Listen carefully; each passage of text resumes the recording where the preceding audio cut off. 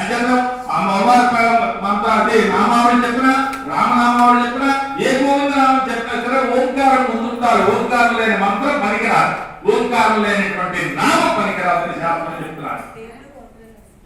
మొట్టమొదటి ఉండేటువంటిది ఆ ప్రణవం. ఆ ప్రణవం ఒక్కటే ఉండేది, మిగతా అంతా కూడా ఈ 1000 కోట్ల సంవత్సరాలు నీరు జలమయం. ఈ ప్రణవానికి ఆది పరాశక్తి దగ్గర 33 కోట్ల మహామంత్రాలు, సృష్టి స్థితి లయములు తెలిసినటువంటిది ఆ పరాశక్తి. అంచేతనే అమ్మ అంటారు. కారణం మన జన్మనిచ్చిన తల్లి కాదు కదా, ఆది పరాశక్తి అమ్మ, అందరినీ రక్షించేది. ఆమెకి ఒక కోరిక కలిగింది కదా, నేను ఒక్కరినే ఉంటున్నాను, సృష్టి చేస్తే బాగుండు అని. సృష్టి చేయాలంటే ప్రకృతి పురుషుడు ఇద్దరు ఉండాలి. ఆమె ప్రకృతి మాత్రమే, పురుషుడు కావాలి. ఒక్కసారి మానసికంగా ఆలోచించి ఒక పురుషుడిని సృష్టి చేసింది. అన్ని శక్తులు ఉన్నటువంటి అణిమ లగిమ మహిమ గరిమ ఈ శక్తి వసిద్ధి ఈ అష్ట శక్తులు ఉన్నటువంటి మహత్తరమైన శక్తి కలిగినటువంటి ఓంకార ప్రణవ స్వరూపుని మానసికంగా తలుచుకునేసరికి ఒక పురుషుడు పుట్టాడు. వాడు పుట్టడంతోనే మాతా నమస్కారం ఉన్నాడు. రేపు మాతా నువ్వు మాట్లాడుతూ నువ్వు నన్ను పెళ్లి చేసుకోవాలి, నన్ను వివాహం ఆడరు, సృష్టి కావాలి, ప్రకృతి పురుషుడు కావాలి, సృష్టి కావాలంటే అంటే ప్రకృతి ఉండాలి, పురుషుడు నేను సృష్టించాను. నువ్వు ఇప్పుడే చెప్పారు మాతృదేవో భవ పితృదేవి చెప్పారు వేదం, అదే ఐత్రీయం. మాతృదేవో భవ పితృదేవో భవ ఆచార్య దేవో భవ అతిథి దేవో భవ. దీన్ని ఎలాగ మనం పెళ్లి చేసుకుంటాం? దండోపాయాలతో ఉపయోగించి ఎన్ని విధానం చెప్పిన వాడు వెళ్ళలేదు. ఆ 3వ నేత్రం తెచ్చేసి వాడు వాస్తవైతే మరికొంతకాలం కొన్ని కోట్ల సంవత్సరాలు ఓం ప్రణం తప్పేది మళ్ళా మరొకటి సృష్టి చేసి వాడు అదే మాట్లాడు, నువ్వు తల్లిని ఇంజనీర్ ఎలా చేసుకుంటారు, ఇంకా నీకు ముందు భస్మం అయిపోయాడు, నీకు అదే చెప్తున్నాను. వెళ్ళలేదు వాడు, ఎన్నో విధాలు చెప్పింది వెళ్ళలేదు. వాడిని ఆ 3వ నేత్రం తెలిస్తే భస్మం అయిపోయాడు. మళ్ళీ కొన్ని కోట్ల సంవత్సరాలు అలాగే ప్రధాన ఓంకారం చేస్తూనే 3వసారి ఇంకోటి సృష్టి చేసి వాడికి అన్ని విధాలు మొదటి వాళ్ళగే చెప్పింది. ఇంకో 1వ భస్మం, ఇంకో 2వ భస్మం, నువ్వు అదే అయిపోతా. వీడు ఆలోచించాడు, కొంచెం ప్లాన్ వేశాడు. ఇలాగే ఇక్కడ కుటుంబం అలా చంపేస్తుంటే ఎలాగ ఉంది, ఎలాగో కొండతో వచ్చేసి గుడి కట్టియాలంటే నాగేశ్వర సంకల్పం ప్రకారం ఆలోచించి కొంచెం సమయం కావాలన్నాడు, టైం కావాలన్నాడు. సరే నీకు టైం ఇస్తున్నా, నువ్వు ఎన్నాళ్ళు ఆలోచిస్తావు ఆలోచించి నన్ను మాత్రం వివాహం చేసుకోవాలి. కొన్నాళ్ళు ఆలోచించాడు, అన్ని చూశాడు. ఇప్పుడు దగ్గర ఉండేటువంటి శక్తులు ఏమిటి అనేటువంటి పరిశీలించాడు. అది సామాన్యమైనది కాదు, ఓంకార ప్రణవ స్వరూపుడైతే. దగ్గరకు వచ్చాడు, ఉన్నాడు మెల్లగా. అమ్మా వివాహానికి అట్లేదు, కానీ పురుషుడు గొప్ప స్త్రీ గొప్ప, ఆధిపత్యం కావడం. పురుషుడు కాదంటే వీడు పెళ్లి చేసుకోడు, మళ్ళీ పెళ్లి వచ్చేస్తుంది. అంత శక్తి ఉన్నప్పటికీ, అన్ని సిద్ధులు ఉన్నప్పటికీ, 33 కోట్ల మహామంత్రములు తన దగ్గర ఉన్నప్పటికీ పురుషుడే గొప్ప అన్నాడు. 9 మరి పురుషుడు గొప్ప అయినప్పుడు నిన్ను వివాహం చేసుకోవాలంటే నీ దగ్గర సృష్టి ఉంది, స్థితి ఉంది, లయం ఉంది, ఏది ఎలా చేయాలో నీకు తెలుసు, అన్ని శక్తులు నీ దగ్గర ఉన్నాయి. నా దగ్గర ఏం లేదే, నానే శక్తులు నాకు అక్కర్లేదు, నాకు కావాల్సింది సృష్టి కావాలి. చతుర్దశ భువనాలు నిర్మాణం చేసుకోవాలి, వాటిలో సృష్టి చేయాలి మనం.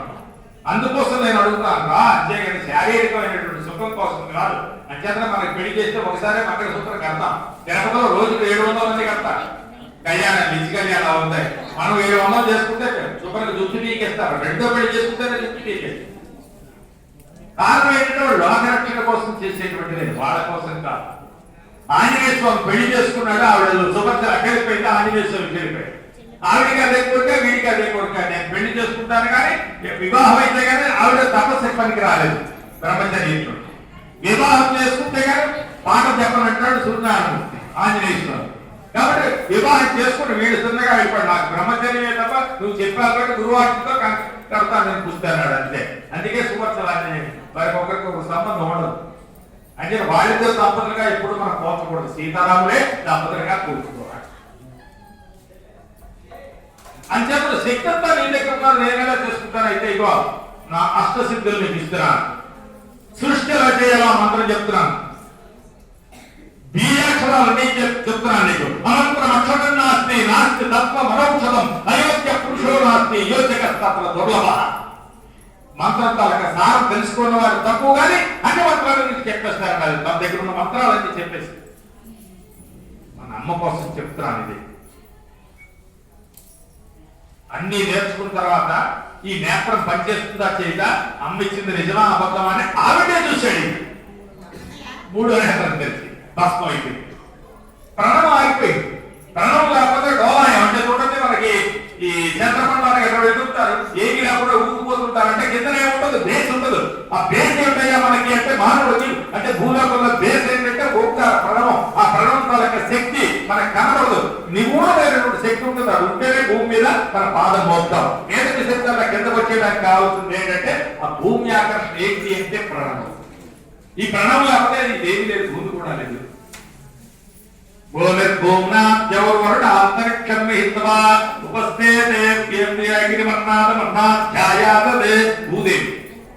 అది లేకపోతే అసలు లేదేది.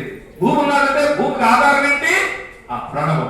ఈ ప్రణవం ఉంది కాబట్టి ఇది భూమి లోపలికి వెళ్ళిపోదు, నీటిలో వెళ్ళిపోదు, బయటికి వెళ్ళిపోదు. అలా బ్యాలెన్స్ నిలబెట్టి శక్తివంతమైనటువంటిది కనకదుర్గ. ఆ కనకదుర్గ అంటే మీకు మా కసికోట్ల కట్టాడు దుర్గా గుడి. మేము విజయవాడ వెళ్ళాం. రహస్యం అనుకోండి. అది ఇప్పుడు వీడు ఎరుముళ్ళు ఎక్కునేటువంటి ఒక కొండ ఉంది. ఆ లోపల చిన్న గుహలా ఉంటుంది. అందులో పక్కన ఉంటుంది అమ్మవారు కనకదుర్గ. ఎవరి మీద దృష్టి పడినా భస్మం అయిపోతారు, అంత పంపుతుంది. అంటే అక్కడ పూజారి కూడా పక్క నుంచి ఇలా పూజ చేస్తాడు. అందులో విజయవాడ ఇప్పటికి స్టిల్ ఇవాళ వరకు కూడా పూజ అవుతున్నారు. అంత మహత్తరమైనటువంటి శక్తి కలిగినటువంటి అమ్మ కనకదుర్గ. ఈవాడ కనకదుర్గకి ధ్వజోదేవ ఉచ్యతే శిరశ్చక్రం. ధ్వజస్తంభం ప్రాణమట. ఈ శిరస్సు ఏదైతే ఉందో ముండ, శిరస్సు లేకపోతే ఆ ముండానికి ఇప్పుడు మీరు ప్రాణం పోస్తున్నారు, పచ్చడి కలిసి పెడుతున్నారు. దానికి మీరు ఇవాళ కంకణం కట్ట కూర్చున్నారు. అది మీకు కలిగేటువంటి మహద్భాగ్యం. మా అందరికన్నా ఎవరు కంకణం కట్ట కూర్చున్నారో వారు ధన్యులు. తెలిసి కూర్చొని జ్ఞానంత మనో వార్తాయ కర్మ కూడా ఎలాగ కూర్చోండి. దానివల్ల మీకు ఆ ఫలితం వస్తుంది. అయ్యో కమిటీ వారు ఏదైనా అంటారు కూర్చున్నారు, లేదా కూర్చుంటే ఫలితం వస్తుందని అనుకున్నారు అనుకోండి, లేదా నలుగురు కూర్చున్నారు. ఎలా కూర్చున్నా ఇందులో కూర్చున్న వాళ్ళు ధన్యులు. మా అందరికన్నా గొప్పవాళ్ళు అవుతారు. అందరినీ చతుర్దశ భువనాలు సృష్టి చేసినటువంటి, ముక్కోడి దేవతల్ని సృష్టి చేసినటువంటి, ఆది పరాశక్తి అయినటువంటి ఆ దాని అంశలో ప్రథమ అంశ అయినటువంటి కనకదుర్గ మాతకి శిరస్సు పెడుతున్నారు, ప్రాణం పోసేటువంటి. అంటే ఆడవారికి తెలుస్తుంది. ఆ పిల్ల పుట్టేటప్పుడు శిరసోదయం అవుతుందంటారు. ఈ తాడు వస్తుంది ముందు. ఆ పిల్లవాడు 6 మాసాల వరకు ఇది మెత్తగా ఉంటుంది తాడు. అది ఈ కలశం. అది దానికి ఉన్న విశిష్టత. ఏమో అని అనిపించింది ఈశ్వరుడికి నువ్వు అంచాలి. నేను పదరీలోని కేంద్రాలు అన్ని దగ్గర కడుతూ ఉంటాను. ఇది నాకు తెలిసి ఇక్కడ సిన్సియర్ కరెక్ట్ గా ఇక్కడ జరిపిస్తారు, పర్ఫెక్ట్ గా జరుగుతారు ఒక నమ్మకం ఉంది.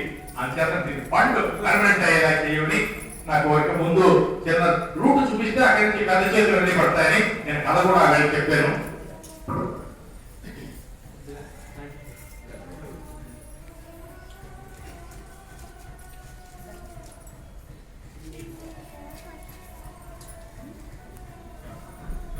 అది కూడా నచ్చదు. ఇచ్చేదంటే దాని గొప్పదానమే చేయాలి. ఆ అన్నం తిన్నవాడు అనుకుంటాడు ఇక్కడ అన్నం పెట్టాలని.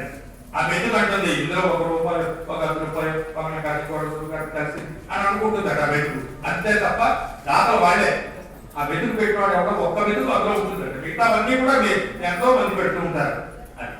అది స్ఫూర్తి కలిగించలేదు కదా. అదే మా వాడు చెప్పాడు. అలాగే మనం రోజు ఇచ్చిన వస్తాలు కాకుండా ఫిక్స్డ్ డిపాజిట్ కి ఎవరైనా సరే ముందుకు వస్తే అసలు తీయకుండా కమిటీకి చెప్పాం, డిపాజిట్ అయి ఉంటుంది. ఇంట్రెస్ట్ మీద వచ్చేటువంటిది అన్నదానం మనం ఉన్నా లేకపోయినా కంటిన్యూగా జరిగేదాన్ని ఫిక్స్డ్ డిపాజిట్ కి అందరూ కూడా ఇందులో ఆచరించవలసిందిగా మరొకసారి మనం చేసుకుంటున్నాం. భక్తులకు మనమే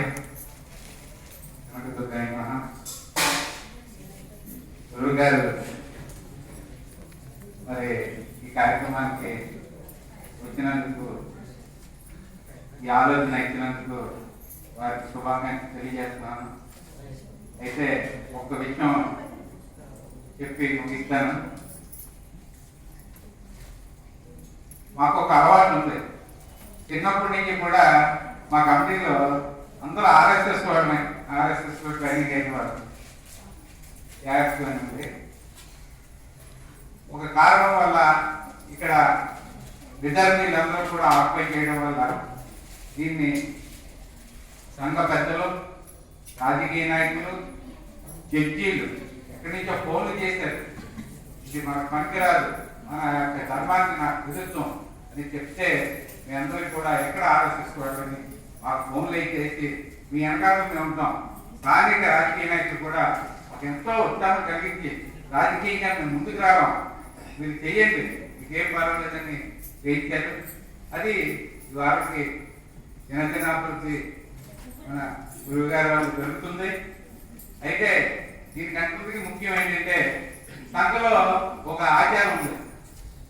ఏదైనా ఒక కార్యక్రమం చేసినప్పుడు మీ అందరూ కూడా ₹2 వేసి ఆ పని ప్రారంభించుకోవాలి.